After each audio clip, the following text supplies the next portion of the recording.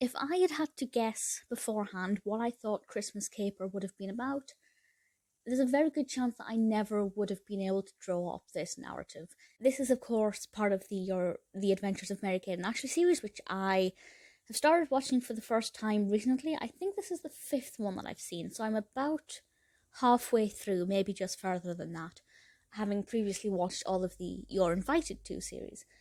And this one was enjoyable, but probably one of the most peculiar, to be perfectly honest. And I enjoyed it, but in a oh shucks, isn't that cute kind of a way, not in a well, I can see why they were doing that kind of way. This one is obviously set around Christmas. It was released in 1995, so there would have been about 8, 9, depending on when it was filmed. I think they might have filmed them in batches and then staggered their release, but feel free to correct me if that's not right. This one's written and directed by Michael Kruzan, who has done most of the episodes. And obviously this one's set around Christmas time. And the first, maybe half of it, maybe just shy of the first half, Mary-Kate and Ashley are just preparing for Christmas, singing about Christmas. It's quite festive. Elizabeth Olsen's tangled up in Christmas lights. It's a lot of fun and very festive. And then the Olsen and Olsen Mystery Agency gets a phone call from individuals who call themselves the Three Wise Men, and they're in search of the spirit of Christmas.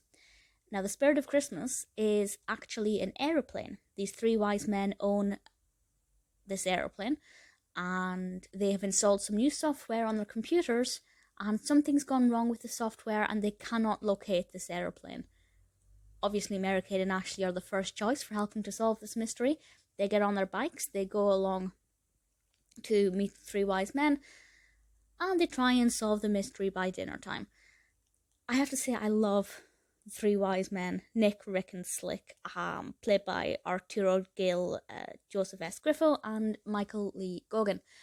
And it's a bit weird at one point, because when the twins first meet them, they acknowledge the fact that the Three Wise Men are, I think what they're referred to as is little people.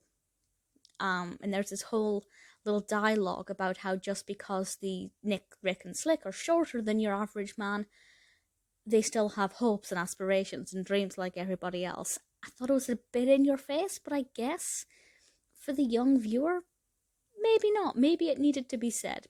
But then they launch into song. I absolutely adored it. I thought it was pretty good fun. I do think that it's unusual that Mary-Kate and Ashley were computer whizzes with this software that they'd never used before.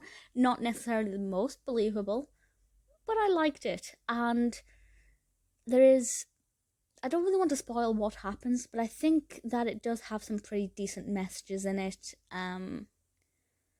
Look out for the character of Ebenezer Scrooge. I won't say any more than that, but I think that was not what I was expecting, to be perfectly honest, and I kind of liked the direction it took, and it had some pretty good morals and messages in it.